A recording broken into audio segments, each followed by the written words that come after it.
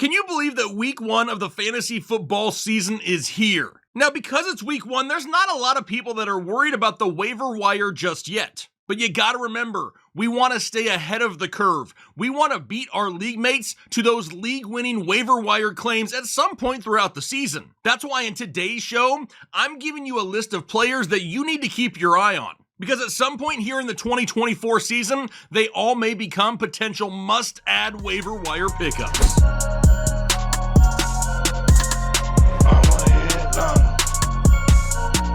What is going on, Headliner Nation? Hopefully everyone is doing well out there today, and let me be the first to welcome you to week one content. The fantasy football season is finally here. Now, typically, I'm going to be on every single Monday morning giving you those must-add players from the waiver wire. Because anyone who's played fantasy football for any length of time knows that if you want to find a lot of success in this game, you need to be active and accurate when it comes to your waiver wire selections. So I'll be here helping you with that all season long on Mondays.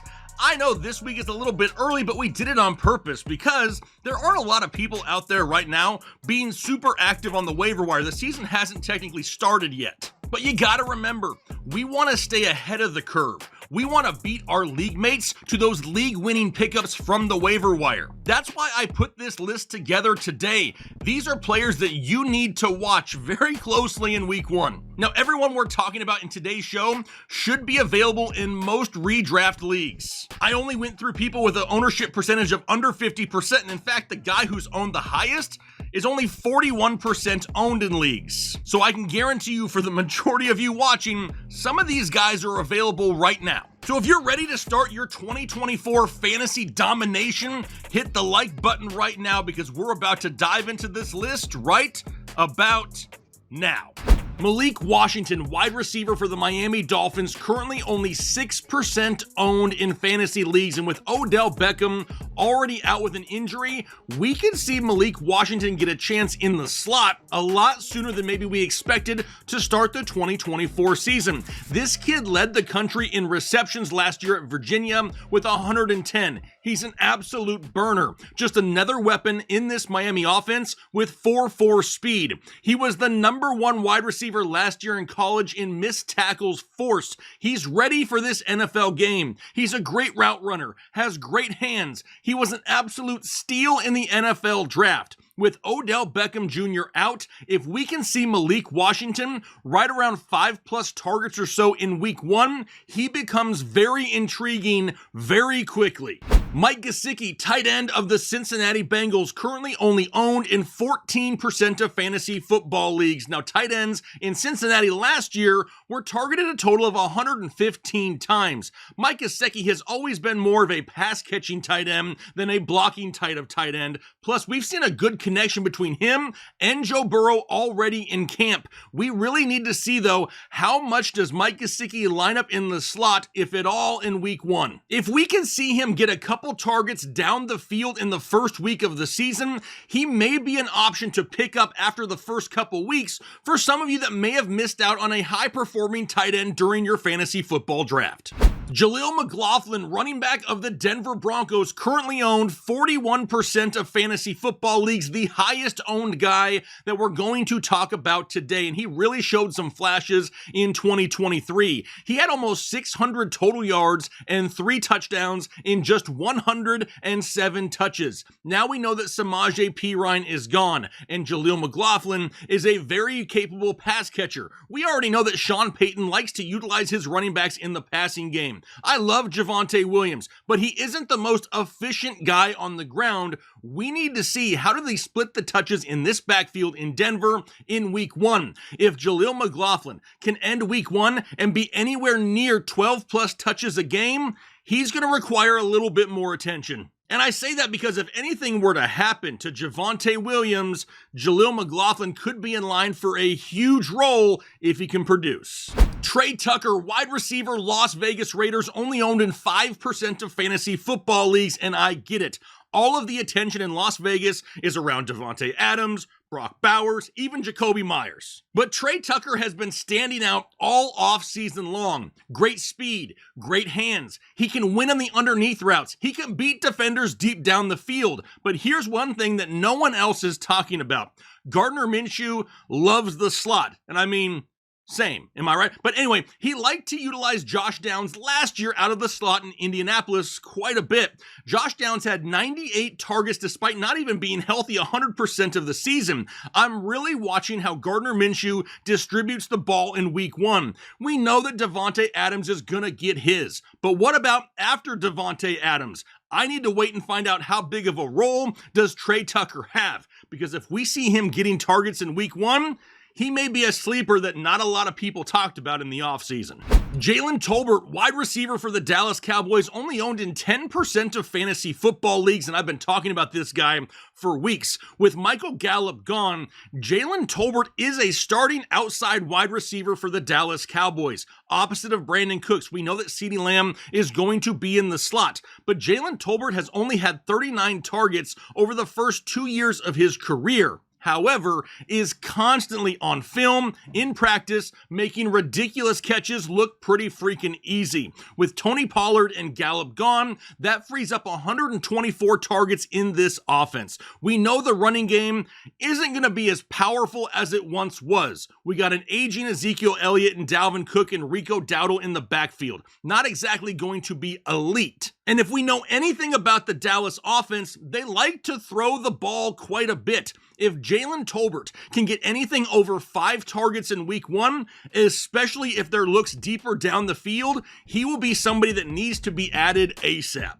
All right, we've made it through 5 players. I still got 5 to go, but if you're enjoying today's video and you haven't subscribed to the channel yet, please consider doing so now. It greatly helps out the channel and it allows me to keep my job, which I am forever grateful for. But all right, now we're going back into the list with more players. Tyrone Tracy Jr., running back of the New York Giants, currently owned in 21% of leagues. And listen, I'm not going to sit here and act like the New York Giants have some high-quality running game. Even Saquon Barkley struggled there for years. But when you're looking for late-round depth or depth on your bench at the running back position, you're trying to find guys that have a chance at winning a role. Now, Devin Singletary is number 1 on the depth chart here in New York, but he isn't some elite option that's going to eat up every single touch in this backfield. Tyrone Tracy has looked good in camp. He can run between the tackles. He can catch the ball out of the backfield, and he's a lot closer to a larger role than a lot of other handcuffs out there available on the waiver wire.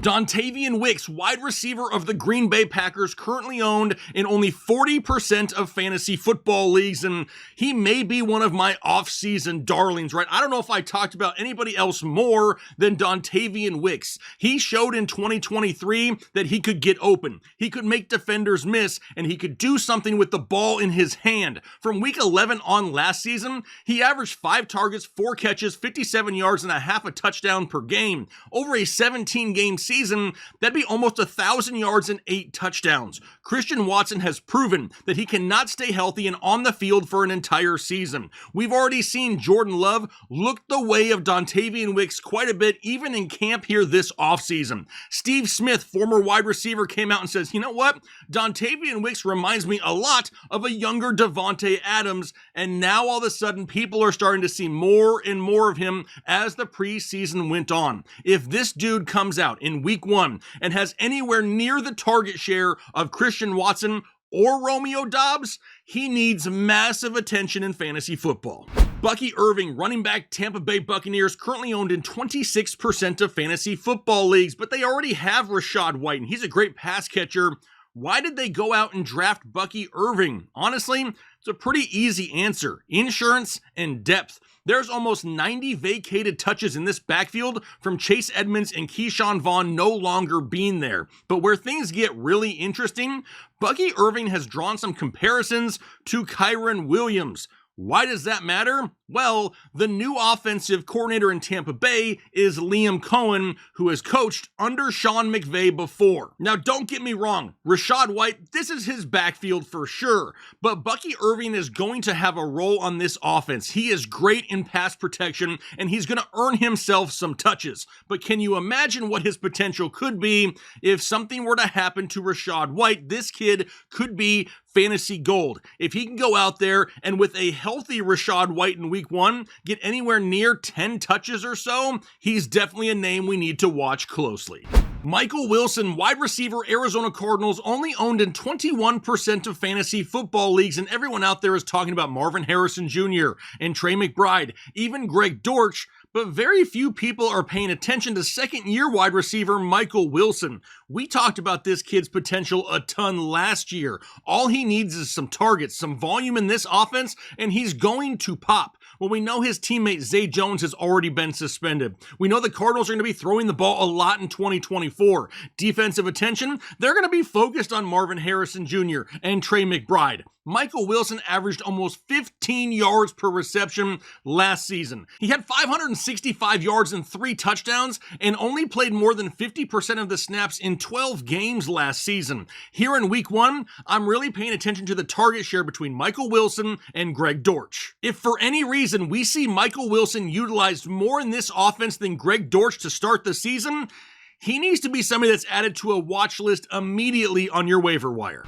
Lastly, it's Jordan Mason, running back of the San Francisco 49ers, currently owned in 21% of fantasy football leagues. And we've talked about him a lot here over the last couple weeks of the offseason. And sometimes you just need to play the odds in fantasy football. When anyone is out there talking about Christian McCaffrey, it is impossible to have a conversation without bringing up either his current injury or his injury history. But look at the depth chart here. Behind CMC, we had Elijah Mitchell, but he's already been ruled out. Then they drafted Isaac Guerendo in the 4th round, and people absolutely loved him. He's dealing with a hamstring strain, so now that brings us to Jordan Mason, who is currently number 2 on the depth chart in San Francisco. Now, he's only had a total of 86 career touches, but has averaged 5.8 yards per touch and scored a touchdown every 20 touches. He's 5'11", 223 pounds. He has all the tools needed to be successful in this offense. If Christian McCaffrey is limited at all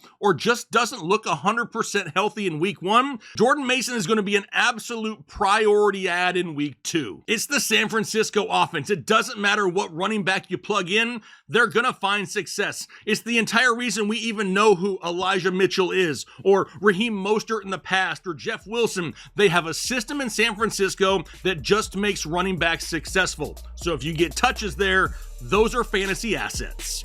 All right, there you have it. 10 players that we need to keep a close eye on here heading into week 1 of the fantasy football season. Now, like I said, just a reminder, I'm going to be here every single Monday throughout the fantasy football season, giving you the best waiver wire advice that I possibly can. Now, if you have questions about any of the players we talked about here today, leave me a comment down below in the comment section. I really try to answer as many comments as I possibly can, but I'm just looking forward to another great season here with Headliner Nation, and hopefully you are as well. Now, I'm going to go ahead and get out of here for the day.